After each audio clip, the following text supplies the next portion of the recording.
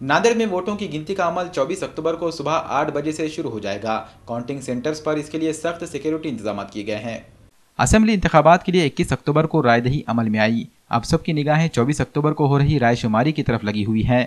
नांदेड़ शुमाल और नांदेड़ जुनूब असेंबली हलकों से की गई रायदही के बाद गवर्नमेंट पॉलिटेक्निक कॉलेज में इलेक्ट्रॉनिक वोटिंग मशीनों को रखने के लिए स्ट्रांग रूम बनाया गया है। स्ट्रांग रूम में मशीनों की हिफाजत के लिए पुलिस के 3 अलग अलग इदारों के सिक्योरिटी एहलकारों को तैनात किया गया है, जिसमें मकामी पुलिस के अलावा स्पेशल सिक्योरिटी गार्ड और स्टेट रिजर्व पुलिस की कंपनियां शामिल हैं। काउंटिंग सेंटर के अतराफ भी पुलिस का भारी बंदोबस्त किया गया है। किसी भी तरह कोई बदनज़मी या गड़बड़ न हो, इसके लिए पूरे इलाके को छावनी में तब्दील कर दिया गया है। सुबह 8 बजे से रायशुमारी के अमल का आगाज होगा। शाम 6 बजे तक नताइज के आ जाने की उम्मीद की जा रही है।